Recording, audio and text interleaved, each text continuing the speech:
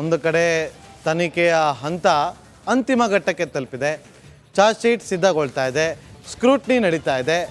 ಇದೆಲ್ಲದರ ಜೊತೆಗೆ ದರ್ಶನ್ಗೆ ಯಾವಾಗ ಬೇಲ್ ಸಿಗುತ್ತೆ ಅನ್ನೋ ಟೆನ್ಷನ್. ಅಷ್ಟೇ ಅಲ್ಲ, ಹೊರಗಡೆ ಇರುವಂಥ ಪತ್ನಿ ವಿಜಯಲಕ್ಷ್ಮಿ ಕೂಡ ಅದೇ ಜಂಜಾಟದಲ್ಲಿದ್ದಾರೆ. ಈ ವರದಿ ನೋಡಿ.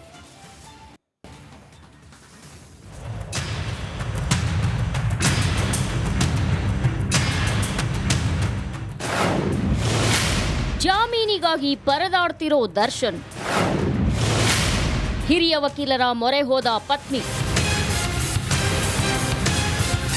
ಮರ್ಡರ್ ಕೇಸ್ನಲ್ಲಿ ಜೈಲಲ್ಲಿ ಲಾಕ್ ಆಗಿರೋ ದರ್ಶನ್ ವಿಲವಿಲ ಅಂತ ಒದ್ದಾಡ್ತಿದ್ದಾನೆ. ಅದ್ಯಾವಾಗ ರಿಲೀಸ್ ಆಗ್ತೀನೋ, ಅದ್ಯಾವಾಗ ಜಾಮೀನು ಸಿಗತ್ತೋ ಅಂತ ಪರಿತಪಿಸ್ತಿದ್ದಾನೆ. ಪತಿಗಾಗಿ ಪತ್ನಿ ವಿಜಯಲಕ್ಷ್ಮಿ ಕೂಡ ಶತಪ್ರಯತ್ನ ಮಾಡ್ತಿದ್ದು, ಹೇಗಾದ್ರೂ ದಾಸನನ್ನ ಹೊರತರಲು ಕಸರತ್ತು ನಡೆಸುತ್ತಿದ್ದಾರೆ.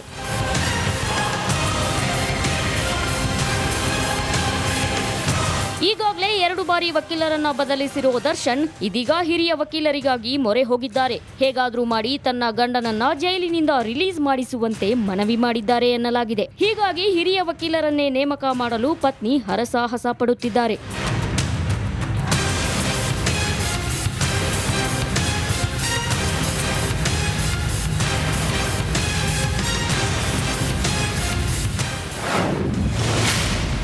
ಮೂರು ದಿನದಲ್ಲಿ ಜಾಮೀನಿಗೆ ಅರ್ಜಿ ಹಾಕಲು ಪ್ಲಾನ್.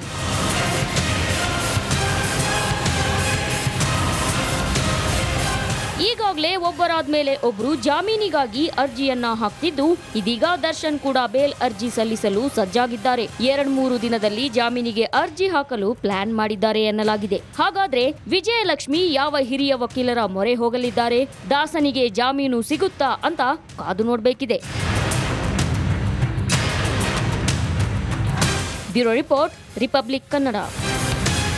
ಒಂದು ಕಡೆ ತನಿಖೆಯ ಹಂತ ಅಂತಿಮ ಘಟ್ಟಕ್ಕೆ ತಲುಪಿದೆ. ಚಾರ್ಜ್ ಶೀಟ್ ಸಿದ್ಧಗೊಳ್ತಾ ಇದೆ, ಸ್ಕ್ರೂಟ್ನಿ ನಡೀತಾ ಇದೆ. ಇದೆಲ್ಲದರ ಜೊತೆಗೆ ದರ್ಶನ್ಗೆ ಯಾವಾಗ ಬೇಲ್ ಸಿಗುತ್ತೆ ಅನ್ನೋ ಟೆನ್ಷನ್. ಅಷ್ಟೇ ಅಲ್ಲ, ಹೊರಗಡೆ ಇರುವಂಥ ಪತ್ನಿ ವಿಜಯಲಕ್ಷ್ಮಿ ಕೂಡ ಅದೇ ಜಂಜಾಟದಲ್ಲಿದ್ದಾರೆ. ಈ ವರದಿ ನೋಡಿ.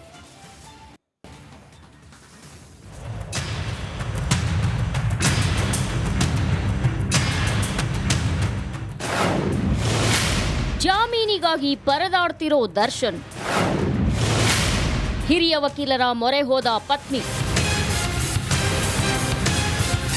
ಮರ್ಡರ್ ಕೇಸ್ನಲ್ಲಿ ಜೈಲಲ್ಲಿ ಲಾಕ್ ಆಗಿರೋ ದರ್ಶನ್ ವಿಲವಿಲ ಅಂತ ಒದ್ದಾಡ್ತಿದ್ದಾನೆ. ಅದ್ಯಾವಾಗ ರಿಲೀಸ್ ಆಗ್ತೀನೋ, ಅದ್ಯಾವಾಗ ಜಾಮೀನು ಸಿಗತ್ತೋ ಅಂತ ಪರಿತಪಿಸ್ತಿದ್ದಾನೆ. ಪತಿಗಾಗಿ ಪತ್ನಿ ವಿಜಯಲಕ್ಷ್ಮಿ ಕೂಡ ಶತಪ್ರಯತ್ನ ಮಾಡ್ತಿದ್ದು, ಹೇಗಾದ್ರೂ ದಾಸನನ್ನ ಹೊರತರಲು ಕಸರತ್ತು ನಡೆಸುತ್ತಿದ್ದಾರೆ.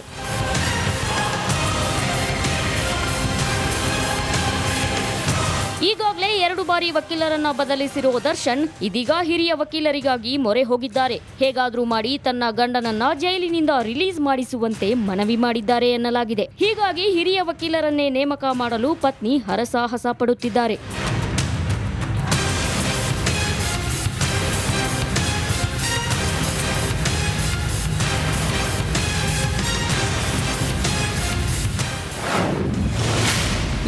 ಮೂರು ದಿನದಲ್ಲಿ ಜಾಮೀನಿಗೆ ಅರ್ಜಿ ಹಾಕಲು ಪ್ಲಾನ್.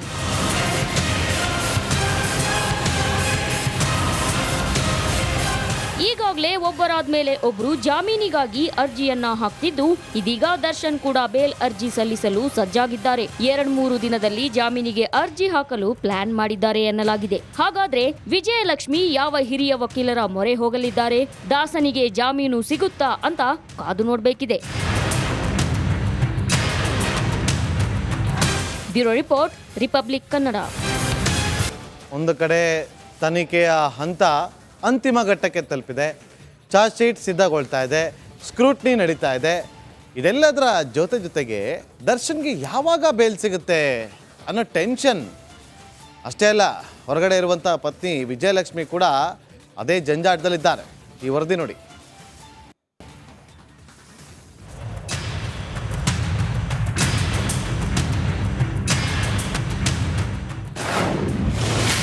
ಜಾಮೀನಿಗಾಗಿ ಪರದಾಡ್ತಿರೋ ದರ್ಶನ್, ಹಿರಿಯ ವಕೀಲರ ಮೊರೆ ಹೋದ ಪತ್ನಿ, ಮರ್ಡರ್ ಕೇಸ್ನಲ್ಲಿ ಜೈಲಲ್ಲಿ ಲಾಕ್ ಆಗಿರೋ ದರ್ಶನ್ ವಿಲವಿಲ ಅಂತ ಒದ್ದಾಡ್ತಿದ್ದಾನೆ. ಅದ್ಯಾವಾಗ ರಿಲೀಸ್ ಆಗ್ತೀನೋ, ಅದ್ಯಾವಾಗ ಜಾಮೀನು ಸಿಗತ್ತೋ ಅಂತ ಪರಿತಪಿಸ್ತಿದ್ದಾನೆ. ಪತಿಗಾಗಿ ಪತ್ನಿ ವಿಜಯಲಕ್ಷ್ಮಿ ಕೂಡ ಶತಪ್ರಯತ್ನ ಮಾಡ್ತಿದ್ದು ಹೇಗಾದ್ರೂ ದಾಸನನ್ನ ಹೊರತರಲು ಕಸರತ್ತು ನಡೆಸುತ್ತಿದ್ದಾರೆ.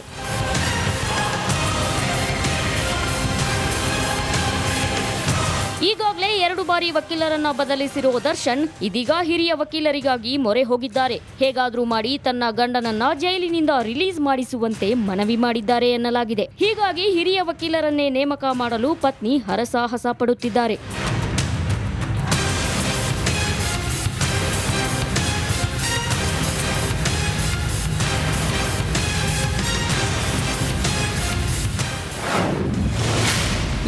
ಮೂರು ದಿನದಲ್ಲಿ ಜಾಮೀನಿಗೆ ಅರ್ಜಿ ಹಾಕಲು ಪ್ಲಾನ್.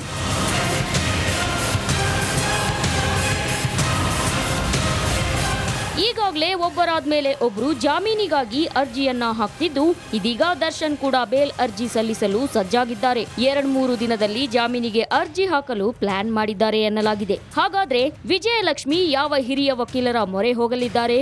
ದಾಸನಿಗೆ ಜಾಮೀನು ಸಿಗುತ್ತಾ ಅಂತ ಕಾದು ನೋಡಬೇಕಿದೆ.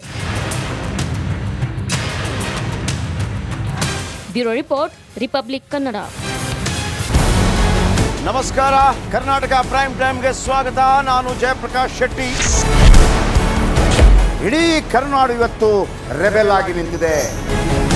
ಈ ಹಗರಣಗಳನ್ನು ಸದನದಲ್ಲಿ ಪ್ರಸ್ತಾಪ ಮಾಡಲು ಕೂಡ ಕಾಂಗ್ರೆಸ್ ಹಿಂದೇಟು ಹಾಕಿದ್ದೇಕೆ?